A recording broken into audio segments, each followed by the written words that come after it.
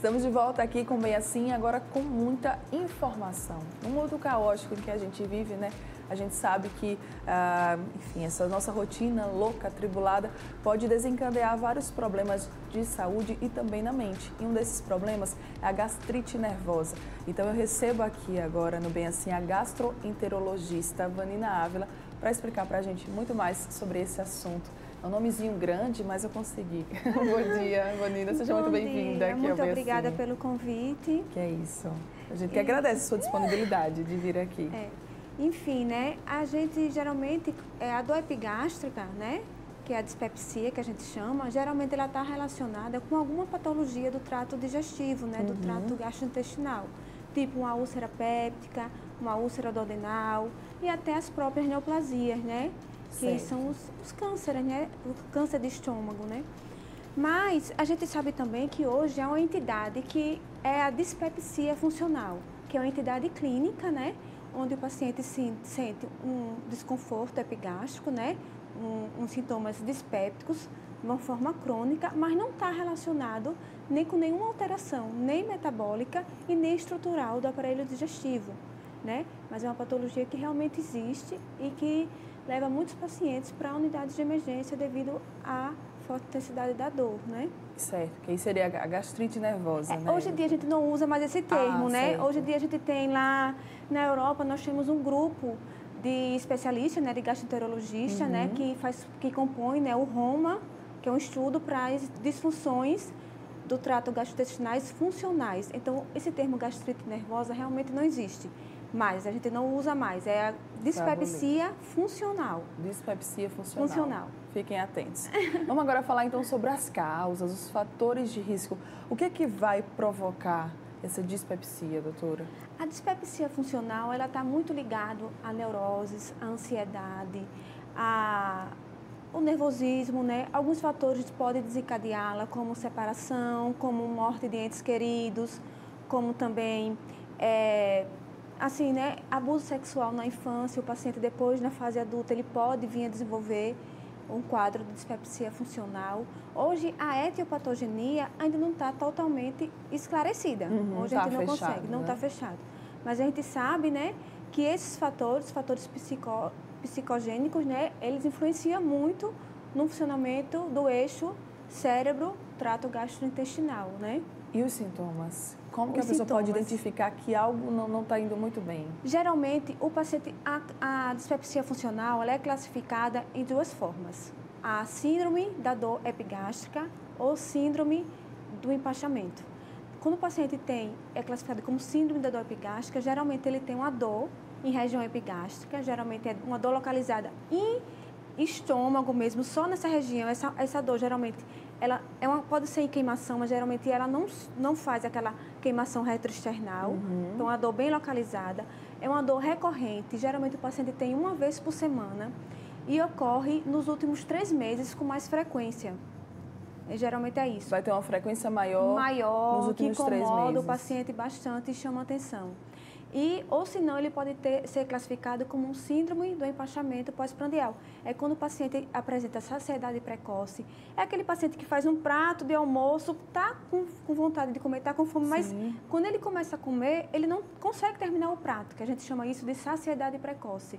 Ou se não, é aquele paciente que tudo que ele come, principalmente após as principais refeições, ele tem um empachamento, ele fica muito cheio, mesmo que tenha comido pouquinho, mas ele se sente muito cheio, não consegue digerir, né, adequadamente os alimentos, ele sempre reclama e geralmente ele tem isso quase diariamente. Então, é uma patologia que incomoda muito os pacientes, né? Certo, a gente já percebe só para a senhora falando o quanto que deve ser incômodo, né? É verdade, para porque atrapalha na qualidade de vida, né? Exatamente. Do paciente, né? Isso. Então, eles... Como que ela pode ser detectada? Quais são os exames? Inicialmente, né, a gente quando vem um paciente com síndrome dispéptica em geral, aí a gente vai investigar clinicamente ele, né, através da história clínica, que a gente chama de anamnese, através de um bom exame físico, né, e aí vamos partir para alguns exames complementares, né. O nosso principal exame é a endoscopia digestiva alta, né, em que o paciente, geralmente na endoscopia, ele apresenta uma endoscopia normal, que pode vir ou não associada o H. pylori, né, que é aquela bactériazinha que reside lá no estômago. Certo. A dispepsia funcional pode vir associada com a presença da bactéria. Além disso, a gente costuma fazer também uma ultrassonografia para ver a parte de via biliar, de vesícula, a parte de fígado. E fazemos também um parasitológico de fezes, porque temos que afastar a parasitose, porque alguns tipos de parasitose, principalmente a estrangilose, a giardíase, ela dá essa dor epigástrica muito forte. Então, a gente nunca pode esquecer do parasitológico de fezes no screen para investigação da dispepsia funcional. Certo. Tem cura? Acho que essa é uma grande pergunta, talvez até todos os pacientes. Todos os pacientes, né? Sim. A dispepsia funcional é uma doença crônica, né? Considerada uma doença crônica, ela evolui com períodos de acalmia, com períodos de mais, né, exacerbações, né? Mas, assim, geralmente o tratamento é longo, por pelo menos 6 meses, né? Então, temos que mudar algumas coisas, alguns hábitos desses pacientes, né? E, às vezes, precisamos de uma associação com o pessoal da terapia cognitiva, comportamental, né? Auxílio, às vezes, de algum terapeuta, para poder a gente ir buscar a cura, né, desses pacientes, né? Então, a depender, vai ali precisar de um tratamento multidisciplinar, de um tratamento, né? Multidisciplinar, com certeza. Doutora, você falou sobre a mudança de hábitos. Quando a pessoa descobre que está com essa doença, ela vai precisar fazer mudança nos hábitos alimentares, porque a gente vê que também às vezes está muito associado com o alimento ou não, tipo, é uma coisa... Ele não está associado diretamente à alimentação do paciente, mas a gente sabe que o paciente tem que se alimentar saudável, de 3 em 3 horas, né? São refeições pequenas, né? E uma coisa que pode desencadear ou piorar os sintomas é o uso de anti-inflamatórios não hormonais, o uso de álcool e também o tabagismo. Então, a gente aconselha esses pacientes a cessar o álcool e o tabagismo. Né? E não usar, se for precisar usar o analgésico, não usar os anti-inflamatórios não hormonais, porque isso pode piorar a sua sintomatologia, né? Ótimo. Então, o tratamento a gente também poderia falar que ele é medicamentoso, com medicamento, vai dar para tratar? Sim, o tratamento hoje de primeira linha são com os inibidores de bombas de próton, né? Que é o omeprazol, o lansoprazol, né? Hoje a gente tem o esomeprazol também, né? O rabeprazol. Então, primeiramente, a gente entra com os inibidores de bomba de próton para melhorar a acidificação do adenal. Melhorando essa acidificação do adenal, a gente diminui a distensibilidade no fundo gástrico, diminuindo também a hipersensibilidade visceral que esses pacientes demonstram. E, às vezes, quando o paciente não responde a isso, aí temos que lançar mão, né, dos recaptadores de serotonina, né, que temos a fluoxetina, temos o escitalopram, ou se não, dos antidepressivos tricíclicos, porque eles vão funcionar modificando e diminuindo a hipersensibilidade visceral e melhorando os sintomas desses pacientes. E aí a gente vê que é algo realmente que é multi, né? Que pode ter várias abordagens. Né, às vezes a gente precisa, além do pessoal da terapia, né? De um psicólogo, às vezes a gente precisa também até de um psiquiatra. Geralmente o gastroenterologista começa a tratar, né? A gente inicia com essas medicações antidepressivos tricíclicos, como os recaptadores da serotonina também. Mas às vezes a gente precisa associar outras medicações, a gente pede sempre um auxílio, né? No caso do psiquiatra, né?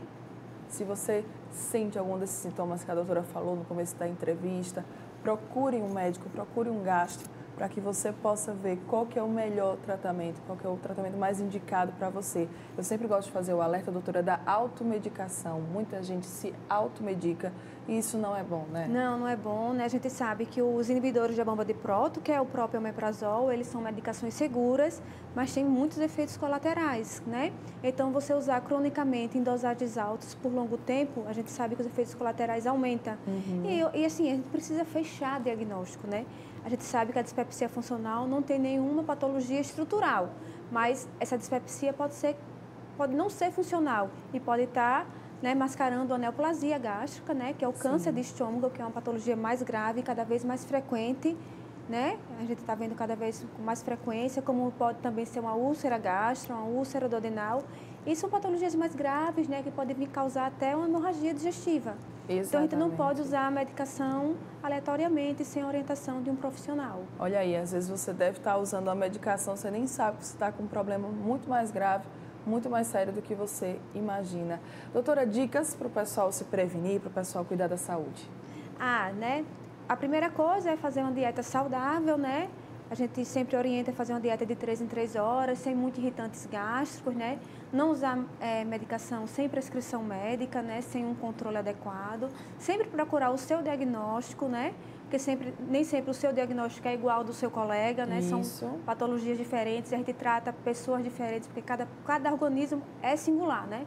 Nenhum é igual ao outro, né? E além disso, o que ajuda muito a gente na dispepsia funcional é uma atividade física. Isso, a atividade física, a gente já está comprovado que isso melhora muito, né? É melhorar a qualidade de vida, né? Diminuir o estresse, né? É isso que eu ia falar.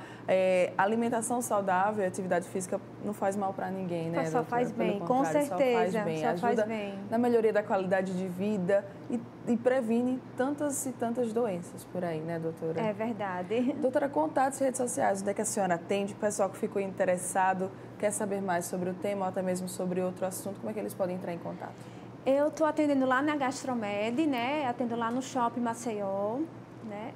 E a rede social é Bruno e Vanina, pelo Instagram, né? E aí a gente fica à disposição para qualquer dúvida, pode nos procurar. Tá, ok. Muito obrigada, doutora Vanina, pela sua presença aqui no Bem Assim, e volte mais vezes, tá? Eu que agradeço pelo convite. Obrigada. E você que está aqui, ó, ligadinho com a gente, não vai sair daí. Ainda tem muita coisa boa para rolar aqui no Bem Assim. Daqui a pouco eu estou voltando para a gente falar sobre a campanha Julho Verde. Não sai daí, eu volto já já.